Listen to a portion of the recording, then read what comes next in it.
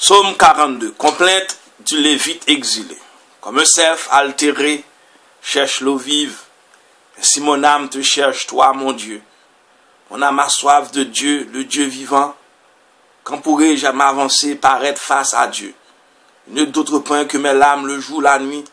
Moi qui chaque jour entends dire, où est-il ton Dieu? Je me souviens et mon âme déborde en ce temps-là. Je franchissais les portails. Je conduisais vers la maison de mon Dieu la multitude en fête, parmi les cris de joie et les actions de grâce. Pourquoi te désoler, ô mon âme, et gémis sur moi? Espère en Dieu, de nouveau je rendrai grâce qu'il est mon sauveur et mon Dieu. Si mon âme se désole, je me souviens de toi, depuis les terres du Jourdain et de l'Hermon, depuis mon humble montagne. L'abîme appelant l'abîme, à la voix de tes cataractes, la masse de tes flots et de tes vagues a passé sur moi. Au long du jour, le Seigneur m'envoie son amour et la nuit, son chant est avec moi. Prière au Dieu de ma vie. Je dirai à Dieu, mon rocher, pourquoi m'oublies-tu? Pourquoi vais-je assombri, passé par l'ennemi? Outragé par mes adversaires, je suis maître jusqu'aux os. Moi qui cherche chaque jour entends dire, où est-il ton Dieu? Pourquoi te désolé, ô mon âme, et j'ai mis sur moi? Espère en Dieu de nouveau, je rendrai grâce, il est mon sauveur et mon Dieu. Le psaume 43, nous allons le faire ensemble avec le psaume 42. Psaume 43, rends-moi justice, ô mon Dieu, défends ma cause contre un peuple sans foi, de l'homme qui ruse et trahit, libère-moi. C'est toi, Dieu, ma forteresse, pourquoi me rejeter, pourquoi vais-je assombrir, pressé de l'ennemi? Envoie ta lumière et ta vérité, qu'elle guide mes pas et me conduise à ta montagne sainte, jusqu'en ta demeure. J'avancerai jusqu'à l'autel de Dieu, vers Dieu qui est toute ma joie. Je te rendrai grâce avec ma harpe, Dieu mon Dieu. Pourquoi te désoler, ô mon âme, et gémis sur moi? Espère en Dieu de nouveau, je rendrai grâce, il est mon sauveur, mon Dieu. Le psaume 42 et 43 ne constituent qu'une seule et même composition littéraire intitulée Psaume 42-43. Les commentateurs s'accordent sur ce point-là. Voici 3 arguments qui appuient la thèse de l'unité originelle de ce beau chant liturgique. Le thème fondamental, la nostalgie du temple, est développé en 42 et 43. 2. Le même refrain revient en 42, verset 6, Psaume 42, verset 12, 43, verset 5.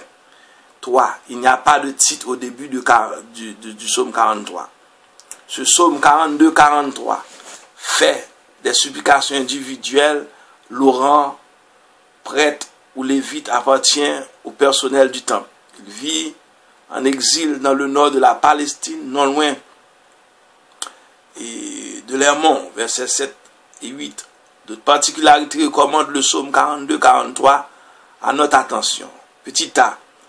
Il ouvre le deuxième livre du Psautier, Psaume 42 à 72. Petit B. Il ouvre le Psautier Éloïs, Psaume 42 à 83, où le nom d'Élohim a remplacé celui de Yahvé. On ignore le motif de cette substitution. Certains croient qu'elle est due au sens religieux d'une époque plus récente. D'autres sont d'avis que la modification s'est faite pendant l'exil pour éviter la profanation du vrai nom de Dieu par les païens. Il n'est pas exclu que le changement de nom provienne de l'emploi des psaumes en des régions différentes. Bref, on ignore le vrai motif de la transformation du nom divin Yahvé en Elohim. C.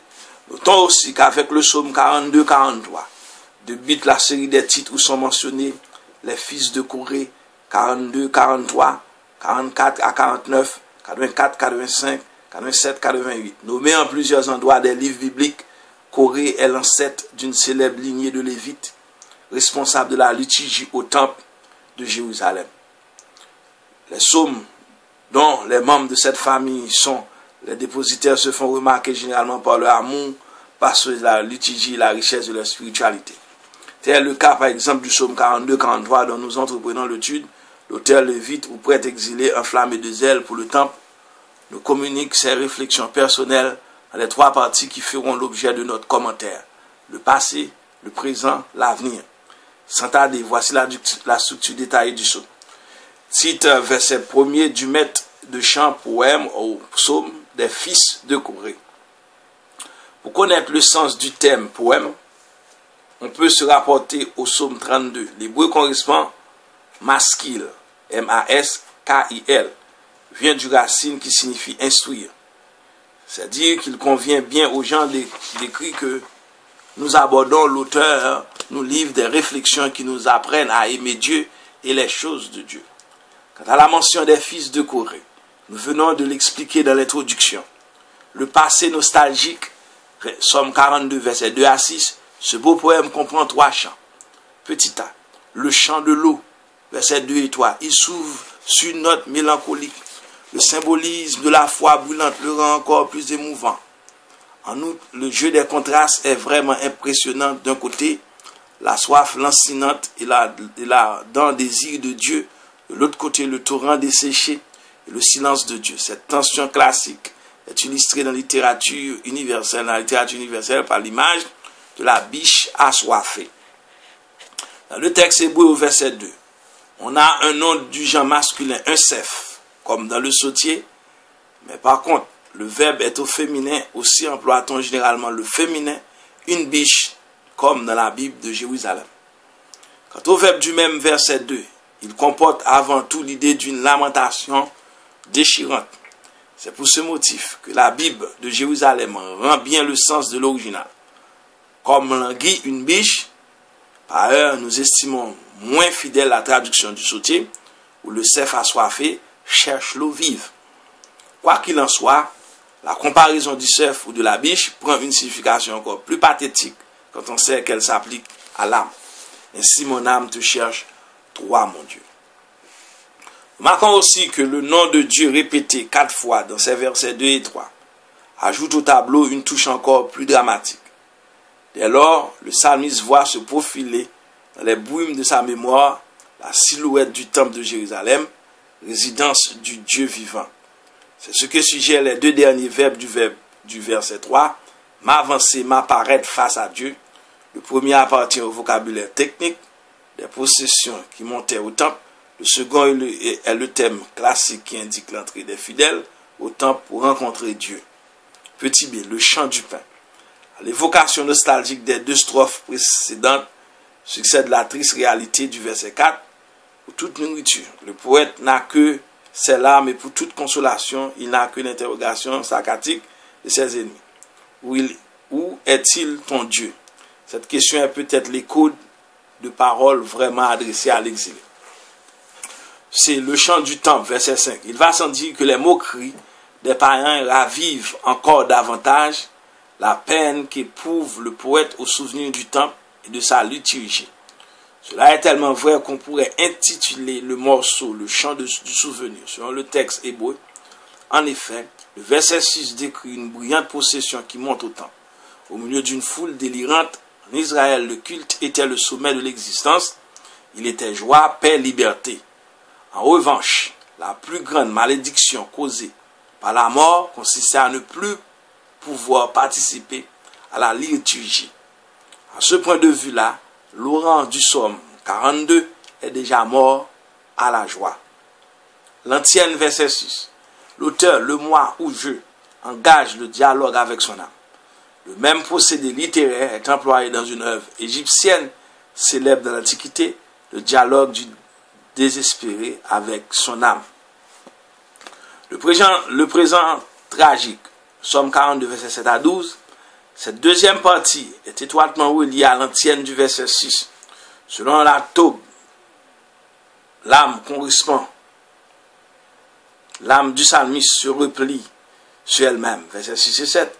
Cette traduction correspond parfaitement au verbe hébreu qui désigne la profonde prostratation face contre terre. Par contre, l'interprétation du sautier où l'âme du psalmiste se désole, verset 6 et 7, perd beaucoup de sa force. Quoi qu'il en soit, la situation tragique où il se trouve est décrite en 3 chants. Petit A, le second chant de l'eau, verset 7 et 8. L'exil a conduit le poète au nord de la Palestine. Les indications géographiques ne manquent pas, verset 7. Les sources du Jourdain jaillissent dans ce passage rupestre, où les hauts sommets de leurs monts se dressent à l'arrière-plan. Un seul point de repère a fait l'objet de discussion. Il s'agit de l'humble montagne du verset 7. Pourquoi ne pas songer à la montagne de Sion, infiniment cette comparée à l'Hermon, car c'est elle, croyons-nous, l'humble montagne qui hante l'esprit de l'exilé. Il en est bouleversé au point que les eaux qui descendent en cascade, les montagnes avoisinantes symbolisent à ses yeux les dangers qui le menacent en cette terre étrangère. Gloire à Dieu. Somme 42, 43. Petit b, un chant de lamentation, versets 9 et 10. Une fois de plus, nous avons à déplorer que le texte ne soit pas venu en très mauvais état. De là, le manque d'unanimité chez les traducteurs. Ainsi, par exemple, le verset 9 du sous-titre diffère considérablement du même verset dans la Bible de Jérusalem. Mais les deux versions s'accordent au verset 10 sur le contenu de la lamentation que l'exilé adresse la nuit au Seigneur. Pourquoi m'oublies-tu? Petit c, le chant des os. Dans l'anthropologie biblique, les os sont le siège de la résistance. L'organisme humain dit qu'ils sont atteints de quelque façon. C'est d'évoquer tout ce que la souffrance comporte. Présentement, l'aggravation de la souffrance est due au sarcasme des ennemis qui lui résident. Où est-il ton Dieu? L'antienne, verset 12. L'horizon reste encore sombre et ne laisse présager que des malheurs. Pourtant, l'antienne du verset 12, qui reprend avec plus d'intensité le verset 6, fait briller une lueur d'espoir. L'avenir glorieux, Somme 43. On retrouve Laurent sur la terre de son exil. Il est encore tourné vers l'humble montagne de Sion, mais il ne le regarde plus comme une partie perdue, mais plutôt comme le thème d'un beau voyage de retour. Deux incidents vont jalonner sa route. Un chant de lamentation, versets 1 et 2. Lévite ou le prêtre qui reprend le chemin du retour au temple adresse ce chant à Dieu, son guide. En lui, il met toute sa confiance. Les trois verbes du premier verset en témoignent. Rends-moi justice, défends ma cause, libère-moi. Le deuxième verset qui reprend presque mot à mot le verset 10 devient mélancolique. Pourquoi me rejeter? Pourquoi avais-je assombri à ce propos Ravasi? Nous rappelle que la religion biblique ne ressemble en rien au truc magique. Bien au contraire, elle lutte, recherche, protestation, demande justice. Un chant du temple, verset 3 et 4. Soudain au verset 3, devant le pèlerin surgissent deux messagers célestes, personnification de deux attributs divins, la lumière et la vérité qui vont le guider sur le chemin du retour. Toute cette mise en scène est une adaptation démythifiée de la croyance antique sur laquelle les dieux, dans leurs interventions terrestres, étaient souvent accompagnés de deux êtres célestes. Désormais, tout n'est plus que jubilation. Au verset 4 du Sautier, Dieu est même appelé Dieu qui est toute ma joie. Dans la Bible de Jérusalem, Dieu de ma joie. Dans Tobie, Théobé, Dieu qui me fait danser de joie. Dans ce climat d'allégresse, le psalmiste ne pense plus qu'au jour où, venir à Jérusalem, il s'avancera jusqu'à l'autel du temple pour louer le Seigneur en signe de reconnaissance. Finalement, on n'entend plus que l'antienne de conclusion qui chante une dernière fois la confiance en Dieu. Verset 5. On peut voir dans le psaume 42-43 l'évocation de l'histoire d'Israël qui connut l'exil, puis le retour en Palestine. Exilé à Babylone, puis revenu en Palestine. Une autre interprétation le considère comme le chant de l'église militante en marche vers la Jérusalem céleste guidée par le bon pasteur.